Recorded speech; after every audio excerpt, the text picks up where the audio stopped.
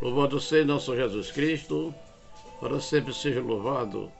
Estamos reunidos em nome do Pai, Filho, Espírito Santo. Amém.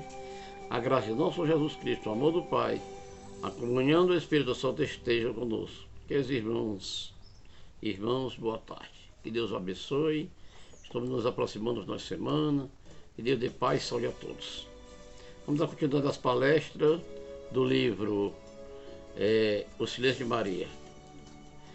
Então, através da crítica interna, irei falar agora mesmo, e também João, o Filho. Apesar de tudo, continuam em pé as perguntas que formulamos mais acima. Quem recebeu os segredos de Maria? Quem foi o redator dos 2 primeiros capítulos de Lucas? No caso de não ter sido Lucas o autor material dessas páginas, de onde nasceram essas notícias e como chegaram às mãos de Lucas? Segundo as investigações do grande exegeta Paul Jett, vamos afirmar primeiramente que não foi Lucas o redator dessas páginas, mas que as encontrou em sua pesquisa e as incluiu em seu evangelho. Realmente é improvável, quase impossível, que o médico evangelista tivesse recebido essa informação diretamente dos lábios de Maria. Se Lucas escreveu seu evangelho entre os anos 70 e 80, cronologia sumamente incerta, mas a mais aproximada, é difícil imaginar que Maria ainda vivesse dessa oportunidade. Deveria ter mais de 90 anos, dentro dos parâmetros de longevidade de um país subdesenvolvido. Não se pode pensar que Maria tivesse vivido por tanto tempo. Temos que descartar, portanto, a hipótese de que Lucas tivesse recebido dos lábios de Maria uma informação direta sobre a infância de Jesus.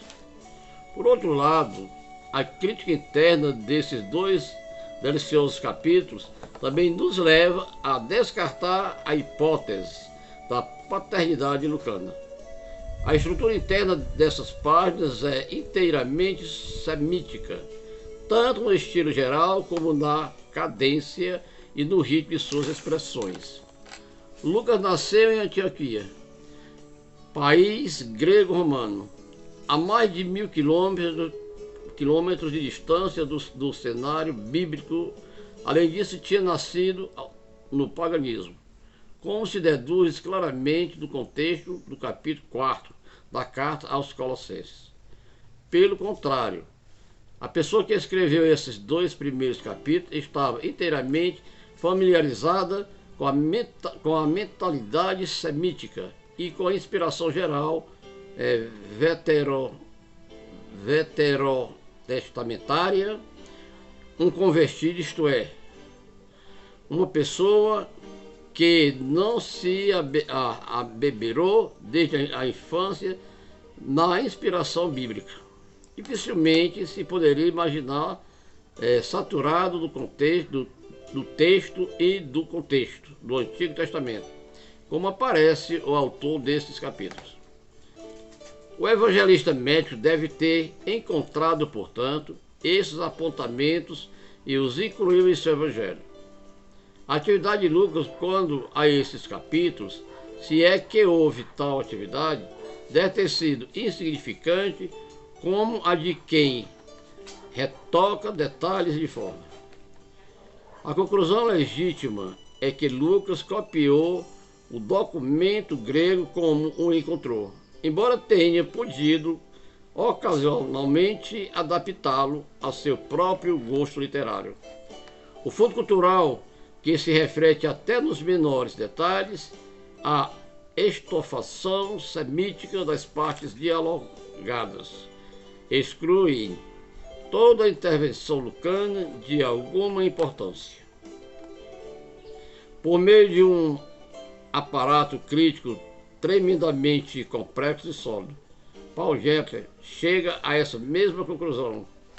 O quadro cultural que a história da infância nos oferece rejeita Lucas, nascido pagão, como compositor dos 2 primeiros capítulos de seu evangelho, tão indubitavelmente como rejeitam a estrutura geral, a língua e o ritmo. A presença dessa cultura de Lucas 1 e 2 só pode ser explicada se admitir que Lucas encontrou o documento judeu com a história da infância e o inseriu em seu evangelho praticamente sem retoques. Mais adiante, o exegeta alemão volta a reiterar a mesma conclusão, apoiando-se sempre em impressionante aparato crítico, acrescentando o seguinte: a natureza totalmente semítica da estrutura geral, do ambiente cultural e do ritmo das locuções demonstra que a atividade de Lucas, criadora ou transformadora, deve ter sido muito secundária. João, o filho. Se não foi Lucas o confidente que recebeu as informações sobre a infância, nem o redator material, como chegaram às suas mãos esses apontamentos tão preciosos. Dentro de um cálculo normal de probabilidade, a primeira coisa que nos ocorre é pensar que foi o apóstolo João quem primeiro recebeu e compilou as confidências de Maria. Efetivamente, desde então, João acolheu Maria em sua casa. Essa expressão tão carregada de significado insinua um universo de vida sem limites. Entre Maria e João não deve ter existido segredos nem reservas. João deve ter cuidado de Maria com um tratamento delicado, único, feito de carinho e de veneração, quando ela ia se aproximando do ocaso da vida. Entre as duas pessoas de tanta beleza interior, deve ter existido uma comunhão inefável, que passou além de uma carinhosa relação filial. A meu ver, o primeiro a receber as confidências por parte de Maria foi o filho, João.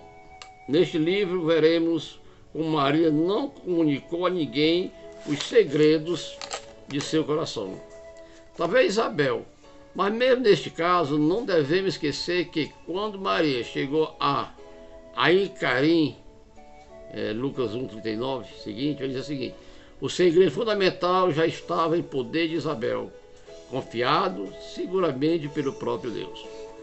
Mas a crítica interna assinala que não foi João o compilador nem o redator desses apontamentos.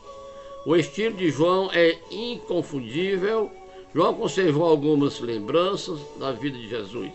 Sobre a base dessas lembranças, João foi aprofundando o mistério transcendente de Jesus ao longo de sua existência, e foi vertendo em seus escritos essa reflexão teológica em forma de ideias, força como vida, amor, luz, verdade e caminho.